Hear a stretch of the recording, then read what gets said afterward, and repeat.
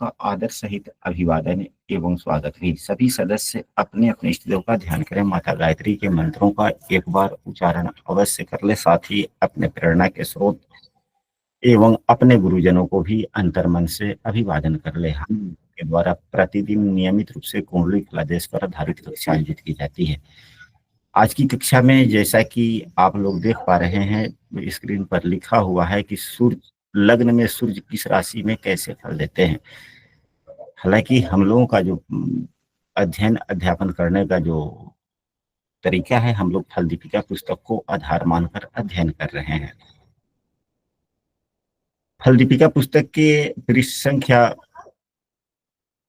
जहां से शुरू है कि किस भाव में सूर्य कौन से ग्रह कैसे फल देते हैं, वह पृष्ठ संख्या 180 से शुरू है, जैसा कि आप लोग स्क्रीन पर देख रहे हैं। यह 8वां अध्याय है। 180 पृष्ठ पर संस्कृत में श्लोक लिखे गए हैं और उसी का भावार्थ पृष्ठ संख्या 181 से शुरू हुआ है। यहाँ पर देखा जाए कि फल दीपिका पुस्तक में क्या लिखा गया है। लिखा गया है कि यदि लग्न के समय सूर्य लग्न में हो तो जातक बहुत थोड़े केस वाला, कार्य में आलसी, क्रोधी, प्रचंड, लंबा, मानिए कि घमंड थोड़ा सा मन में, शूर, क्रूर, क्षमा न करने वाला होगा, उसके नेत्र रूखे होंगे, जन्म लग्न कर्क हो और उसमें सूर्य हो तो मनुष्य स्फटिकाक्ष यानी कि चमकता हुआ एक स्फटिक जो होता है वह अंदर से चाहे जिस प्रकार से हो, लेकिन वह बाहर से बड़ा चमकता है। तरह तरह के रंग बिरंग उसमें से रश्मियां निकलती है। यदि मेष में स्थित सूर्य लग्न में हो तो उसे नेत्र रोग होता है। यदि सिंह राशि का सूर्य लग्न में हो तो उसे रात्रि में नहीं दिखता। तुला राशि का सूर्य लग्न में हो तो बहुत अनिष्ट फल होते हैं, क्योंकि तुला राशि सूर्यदेव की नीच राशि होती है और नीच राशि के ही ग्रह लग्न में बैठ जाए तो लग्न तो खराब हो ही जाता है। तो यदि तुला राशि का सूर्य हो तो लग्न में हो तो बहुत अनिष्ट फल होता है। मनुष्य दरिद्री रहता है, उसके पुत्र नष्ट हो जाते हैं इत्यादि। अब पुत्र नष्ट हो जाते हैं यानी कि लग्न भाव ही पुत्र भाव का क्या होता है, वह भाग्य भाव होता है, क्योंकि पुत्र भाव से नवम भाव होता है। इसलिए संतान के लिए पंचम भाव एवं पंचम से नवम देखना आवश्यक हो जाता है, तो पंचम से नवम लग्न ही होता है। अब यहाँ पर तो इतनी सी बात है, लेकिन यह फल कब होगा कब नहीं होगा, सूर्य के स्थिति के आधार पर भी निर्णय हो पाता है, हम लोग समझ पाते हैं। तो आज की कक्षा में हम लोग लग्न में किस राशि में सूर्य देव अगर होते हैं तो कैसे फल हो सकते हैं, राशि को आधार मानकर, इसके गुण धर्मों को भी आधार मानकर हम लोग चर्चा करेंगे।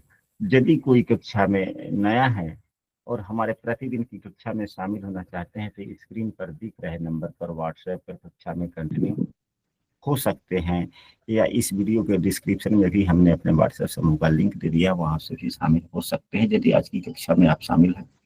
ठीक है, यदि आप वीडियो देख रहे हैं और यह कक्षा अच्छी लगती है तो इस वीडियो को आप अपने मित्रों को भी शेयर कर सकते हैं।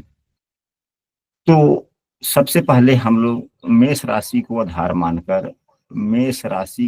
मानकर हम लोग देखने का प्रयास करते हैं कि मेष राशि में यदि लग्न में सूर्यदेव होते हैं तो कैसे फल दे सकते हैं। अब इस फल दीपिका के पृष्ठ को यहाँ से हटा दिया जाए। जी गुरु जी।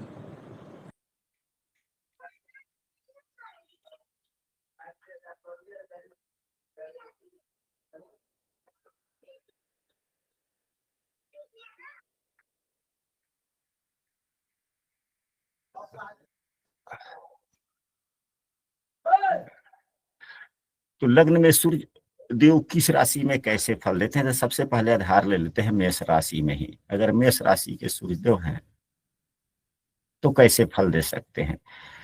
तो मेष राशि में सूर्य देव किस राशि के स्वामी हो जाते हैं, पंचम भाव के स्वामी हो जाते हैं। एवं लग्न में सूर्यदेव मेष राशि के हो जाते हैं, मेष राशि में सूर्यदेव उनके के होते हैं। ऐसा कहा गया है, भृगु संहिता पढ़िएगा या अन्य कोई पुस्तक पढ़िएगा, तरह तरह के पुस्तकों में एक ही बातें लिखी गई है कि यदि लग्न में कोई भी ग्रह अपने उच्च राशि का हो, लग्न में यदि कोई भी ग्रह अपने उच्च राशि का हो तो स्वोचे कीर्तिमान है, ऐसा शब्द आया है अधिकांशतः ग्रहों के लिए कि जो ग्रह लग्न में उच्च राशि का होता है तो जो ग्रह होता है अपने गुण धर्मों के आधार पर व्यक्ति अपना उस ग्रह के कार्य क्षेत्र में या कारक जो भी बनते हैं, जैसे कि सूर्यदेव है तो सूर्यदेव अधिकार, प्रतिष्ठा, यश, मान, नौकरी इत्यादि के कारक, सरकारी नौकरी इत्यादि के कारक होते हैं। तो व्यक्ति इस क्षेत्रों में अपना एक नया कीर्तिमान स्थापित करेगा, यानी कि अपने समाज से कुछ ऊंचा अवश्य होगा, अपने परिवार से कुछ ऊंचा अवश्य होगा। इसके लिए सूर्यदेव की स्थिति नवमांश में भी अच्छी होनी चाहिए, सूर्यदेव की स्थिति नवमांश में भी अच्छी होनी चाहिए, यानी कि नवमांश में सूर्यदेव नीच के न हो, लग्न कुंडली में सूर्यदेव पर शनि की दृष्टि न हो। उच्च के सूर्य पर यदि शनि की दृष्टि पड़ती है तो यह अच्छी बात नहीं होती है, क्योंकि शनि देव अगर तीसरी दृष्टि से देखें या 10वीं दृष्टि से देखें या 7वीं दृष्टि से देखें, शनि की नीच की दृष्टि हो जाती है तो यह समस्याएं देते ही देते हैं।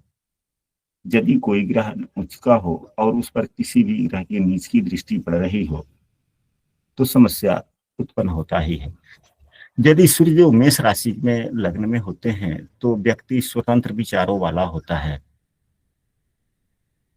लेकिन कभी कभी जो जिस व्यक्ति के कुंडली में साधारणतया यह देखा जाता है, आप लोग भी जब कुंडली का प्रदेश करें देखें, यदि सूर्यदेव उस व्यक्ति जिस व्यक्ति के कुंडली में अगर उच्च राशि के हैं और शुभ ग्रहों से युक्त या दृष्ट नहीं है, शुभ ग्रह का मतलब देव गुरु बृहस्पति से दृष्टि ना पड़ रही हो या शुक्र की दृष्टि नहीं पड़ रही, तो शुक्र की तो दृष्टि पड़ ही नहीं सकती, क्योंकि शुक्र देव सूर्य से कभी साथ में होते ही नहीं है।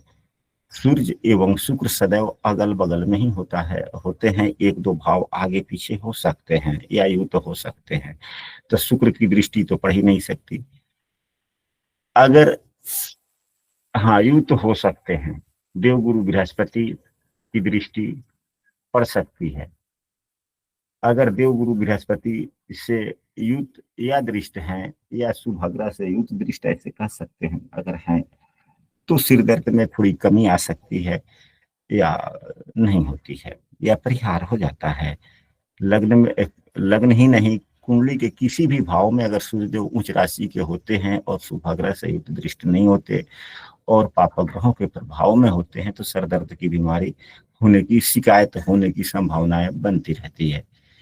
वैसे जिसके लग्न में सूर्यदेव होते हैं मेष राशि के, वैसा व्यक्ति सतोगुणी होता है, सात्विक गुण सात्विक प्रवृत्ति का होता है, क्योंकि सूर्यदेव का गुण ही सात्विक है, यानी कि सतगुणी यानी कि उदारवादी, लेकिन क्रूर स्वभाव का, यानी कि अच्छे कार्यों के लिए उदारों के उदार हो जाते हैं।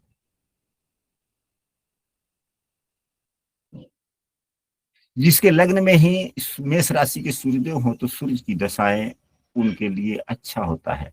अब हम लोग चलते हैं, ये तो हुआ कुछ राशि आधारित फलादेश, क्योंकि पंचम भाव के स्वामी का लग्न में बैठना, पंचम भाव बुद्धि विवेक भाव होता है, और एक अग्नि प्रधान ग्रह अग्नि तत्व की राशि में पंचमेश होकर लग्न में बैठे, यह सबसे उत्तम योग है। ये बशर्ते नवमांश में नीच के ना हो। अब आते हैं हम लोग सूर्य देव के साथ अन्य कुछ एक ग्रहों की युति पर भी चर्चा कर लेते हैं। अगर यही सूर्य के साथ में चंद्रमा की युति हो जाए, सूर्य के साथ में चंद्रमा की युति हो जाए, हालांकि सूर्य के साथ में किसी भी ग्रह की युति होती है तो वे ग्रह अस्त हो जाते हैं, राहु एवं केतु को छोड़कर, राहु एवं केतु को छोड़कर शेष कोई भी ग्रह यदि सूर्य के साथ में होते हैं वे ग्रह अस्त हो जाते हैं या फल थोड़ा कम देते हैं। परंतु अगर अंशात्मक मान थोड़ा अधिक हो तो लाभकारी भी हो जाता है। वैसे मेष लग्न में सूर्य एवं चंद्रमा की युति अच्छे फलदाता होता है। जब लग्न में सूर्य एवं चंद्रमा की युति हो तो मेष राशि के सूर्य कब होते हैं? मेष राशि के सूर्य बैसाख महीने में होते हैं ना। मेष राशि के सूर्य किस महीने में होते हैं? बैसाख महीने में होते हैं या ज्येष्ठ आषाढ़ में होते हैं? जी अप्रैल में गुरु जी। हाँ, तो कौन सा महीना? बैसाखे होगा ना। बैसाख में गुरु जी। हाँ, तब बैसाख में। हाँ, यहाँ पर सूर्य एवं चंद्रमा की युति है तो बैसाख महीने में की यह कुंडली हो सकती है। और चंद्रमा की युति यानी कि अमावस्या, हम कह सकते हैं कि बैसाख के अमावस्या के दिन का जन्म हो सकता है, यह होगा। और यहाँ पर जो सूर्य देव लग्न में है तो यह सूर्योदय के आसपास का है, तो हम ऐसे कह सकते हैं कि बैसाख अमावस्या के सुबह का जन्म हो सकता है। यह अच्छा है। सूर्य एवं चंद्रमा की दृष्टि सप्तम भाव पर पड़ने से हम ऐसे कह सकते हैं कि इनके जीवन साथी का स्वभाव थोड़ा सौम्य होने की संभावनाएं बनती है एवं सुंदर भी। अगर यही सूर्य के साथ में मंगल की यदि युति है, सूर्य एवं मंगल की यदि युति है, तो हम कह सकते हैं, सूर्य एवं मंगल की युति अगर यही लग्न भाव में हो जाए और मेष राशि हो तो यह रोचक योग का भी पंच महापुरुष योग में एक योग रोचक योग बनता है, यह योग भी बनता है। और साथ में सूर्य रोचक योग महापुरुष बनाता है, और साथ में जब यदि सूर्य हो जाए तो यह बहुत अच्छे फल प्रदाता हो जाते हैं। यहाँ पर मंगल देव भी मजबूत होते हैं, सूर्य भी मजबूत होते हैं, परंतु अस्त का तो थोड़ा ये लगता ही है कि अस्त दोष तो लगता है। हाँ, थोड़ा सा अंशात्मक मान में थोड़ा अंतर हो, अस्त न हो तो ज्यादा फायदेमंद हो जाते हैं। यह योग जो होता है सूर्य मंगल की युति लग्न भाव में मेष राशि में, यह जातक को नेतृत्व करने की क्षमता प्रदान करता है। वो भी किस क्षेत्र में? तो राजनीति के क्षेत्र में।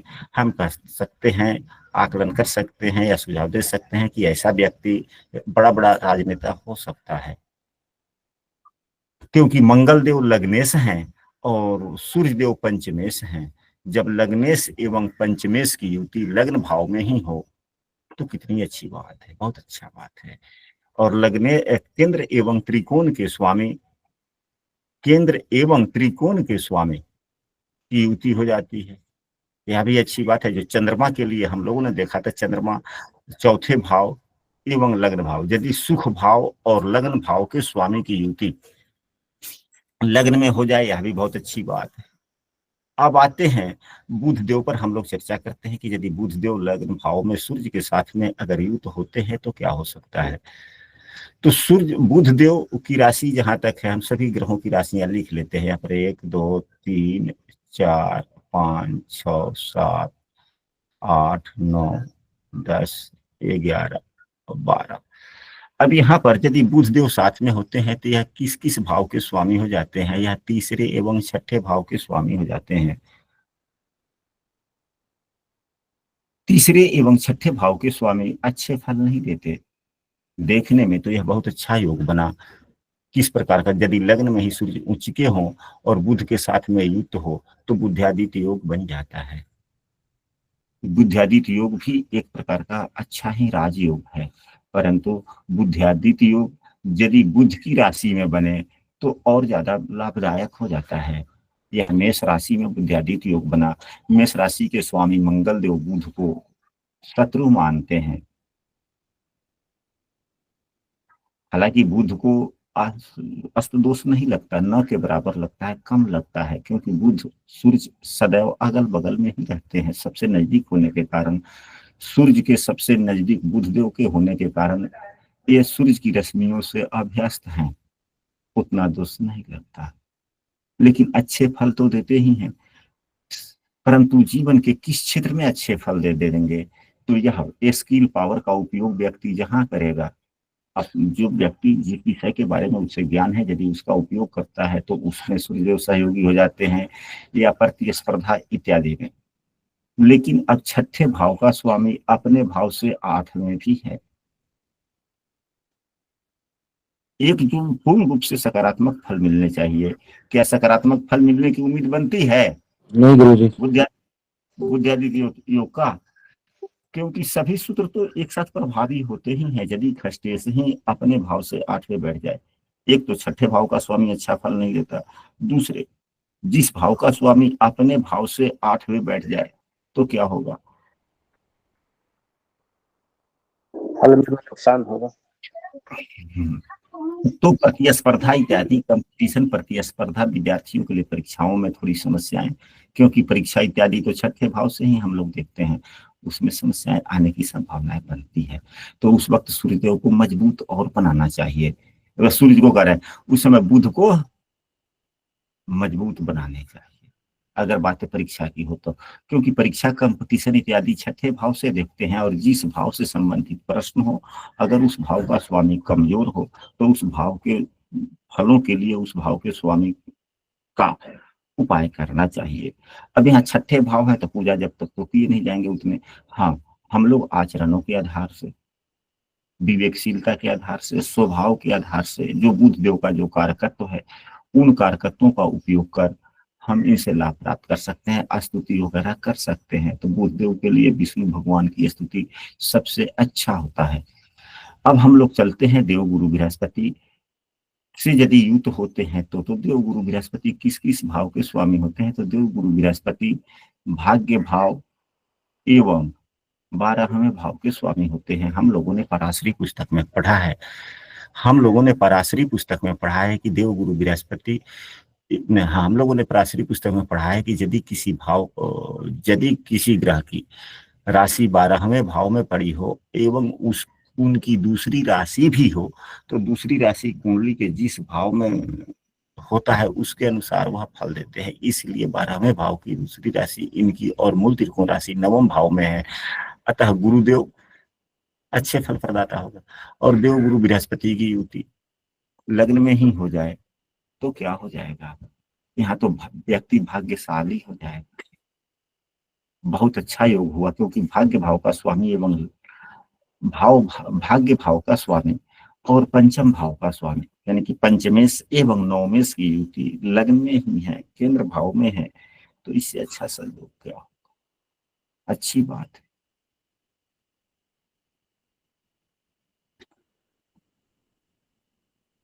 परंतु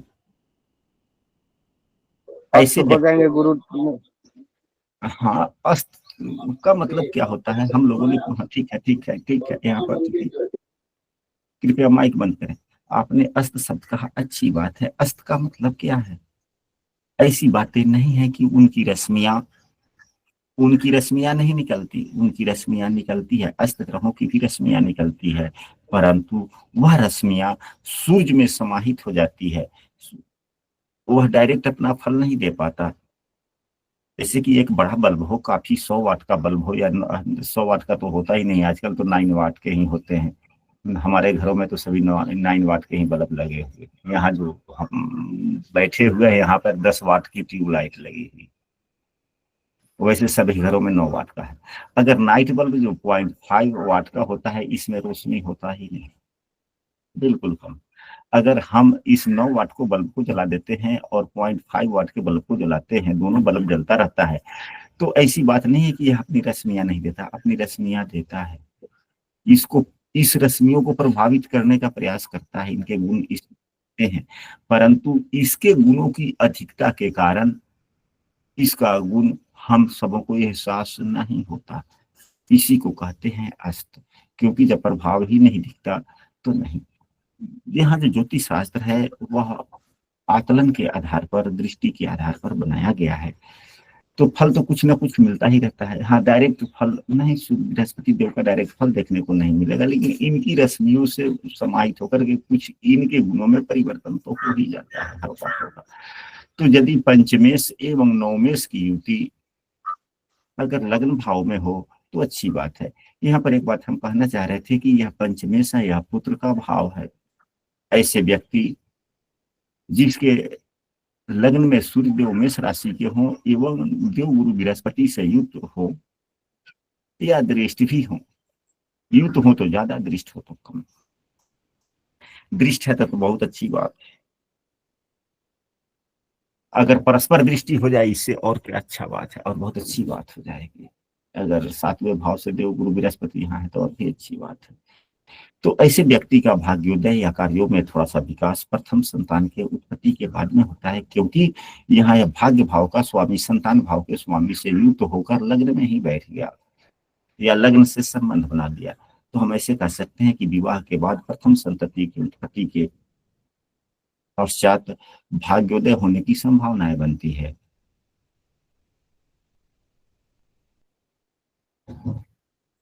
अब इसके बाद में हम लोग चलते हैं कि शुक्रदेव, शुक्रदेव यदि लग्न भाव में होते हैं सूर्य के साथ तो कैसे फल दे सकते हैं। तो यदि मेष राशि में सूर्य देव एवं शुक्रदेव हो की युति हो तो यह 2, 3, 4, 5, 6, 7, 8, 9, 10, 11, 12, तो शुक्र की दृष्टि यहाँ पर सप्तम भाव पर भी पड़ेगा। शुक्रदेव धन भाव के भी स्वामी हैं, यानी कि केंद्र भाव के भी स्वामी हैं एवं धन भाव के भी स्वामी हैं। व्यक्ति सबसे पहले तो शुक्र की लग्न भाव में ही स्थिति व्यक्ति के जीवन साथी को सुंदर आकर्षक तो बनाता ही है, सुंदर बनाता ही है। एवं एक जो होता है तेज स्वभाव, यानी कि किसी भी कार्यों को थोड़ा जल्दी अमल में ले लेना, उस प्रकार के स्वभाव का यह सामान्यतः योग अच्छा होता है। परंतु सूर्य शुक्रदेव क्या है, मेष लग्न की कुंडली में शुक्रदेव मार्केश भी होते हैं, लेकिन यह मार्केश किस चीज के लिए होते हैं, तो स्वास्थ्य हानि के लिए होते हैं। और यदि मार्केश ग्रह और पीड़ित हो जाए तो अच्छी बात नहीं है, यानी कि यह अस्त हो जाते हैं तो थोड़ी अच्छे फल नहीं दे पाते, परंतु जीवन साथी के लिए ठीक होता है। अब यहाँ पर यदि शनिदेव साथ में हो जाए, सूर्य एवं शनि साथ में हो जाए तो क्या हो सकता है। तो यदि यहीं पे शनिदेव की युति हो जाए तो शनिदेव इस राशि में नीच के होते हैं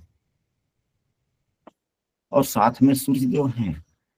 तो हम लोगों ने नीच भंग राजयोग में पढ़ा था पिछली कक्षाओं में कि यदि कोई ग्रह नीच का है, अगर उसी राशि में उसी के साथ उस राशि में उच्च का होने वाला ग्रह साथ में हो तो यह नीच भंग राजयोग हो जाता है। यह सूत्र हम लोगों ने पढ़ा है कि नहीं पढ़ा है?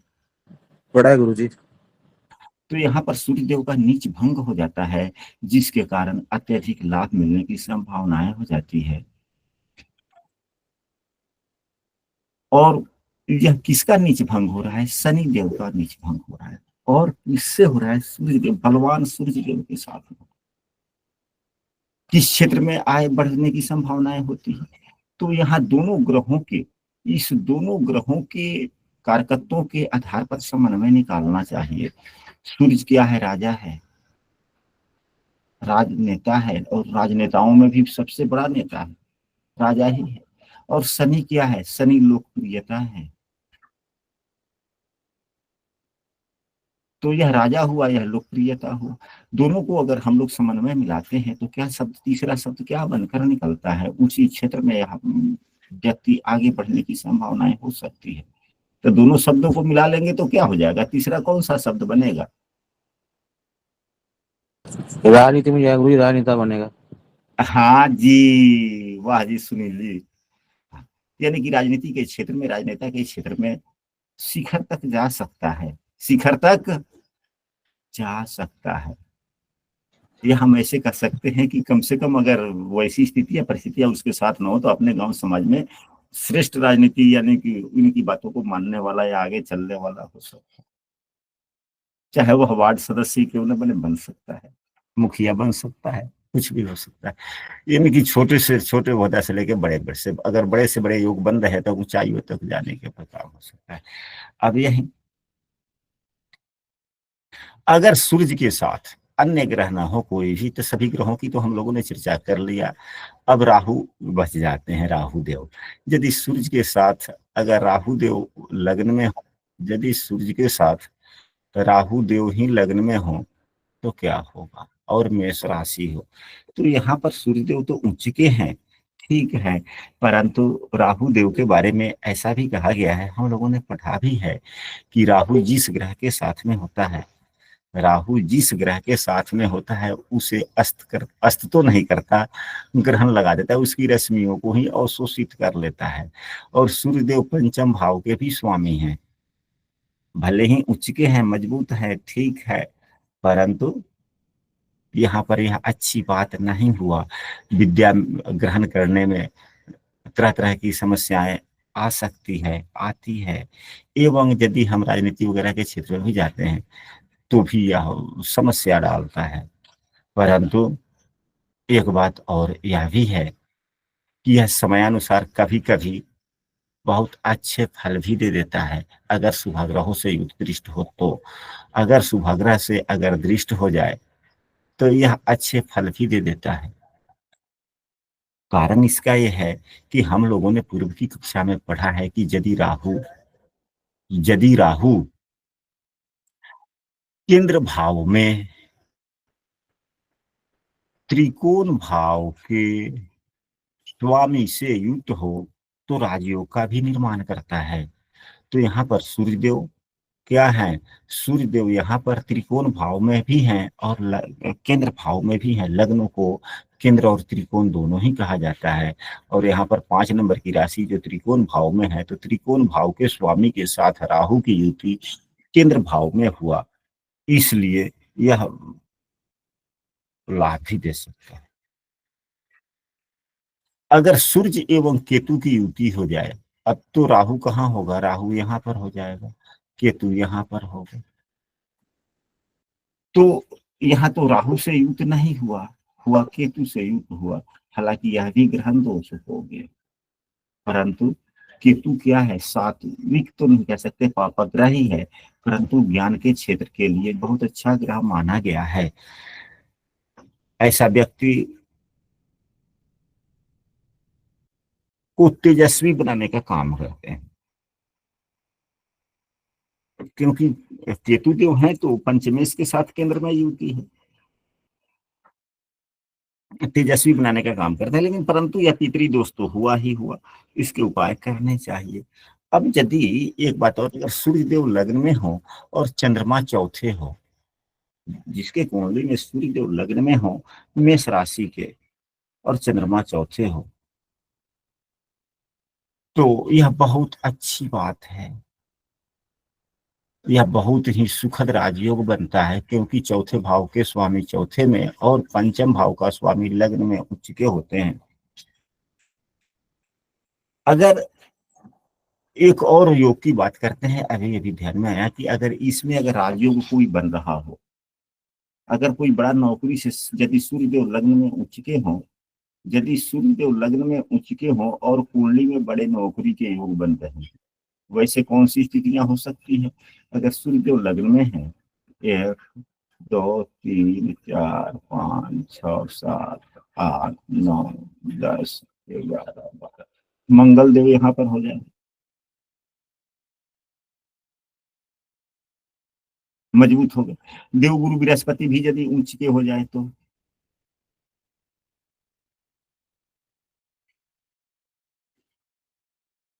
या देवगुरु बृहस्पति स्वराशि के कहीं भी हो जाए, अगर यहाँ पर चौथे भाव में नहीं है, अगर नवम भाव में ही देवगुरु बृहस्पति हो जाए तो, अब या देवगुरु बृहस्पति त्रिकोण में यहीं पे हो जाए तो, अब यहाँ पर देखा जाए उच्च के मंगल के उच्च के सूर्य पर दृष्टि दोनों अधिकार के कारक है, उसमें देवगुरु बृहस्पति की भी दृष्टि का हो जाना, यदि केंद्र में भी होते हैं, अपनी राशि के मतलब उच्च राशि के होते हैं, तो केंद्र का संबंध बना 1-10 का, या भी तो क्या होगा, सबसे बड़ा राजयोग हुआ कि नहीं हुआ ये। हुआ गुरुजी। अगर सूर्य देव मेष राशि के लग्न में हो और देव गुरु बृहस्पति से दृष्ट हो और मंगल से भी दृष्ट हो, लेकिन मंगल अपने स्वराशि या उच्च राशि का हो, तो अगर मंगल यहीं पे नीच राशि के हो जाते हैं तो ठीक बात नहीं, क्योंकि मंगल नीच के हो जाएंगे तो मंगल की अच्छी स्थिति तो मंगल देव को ऐसे बिठा देते। तो यह हुआ आपको लग्न में अवस्थित सूर्य देव के मेष राशि का फल। हम लोग एक राशि में अगर जल्दी जल्दी में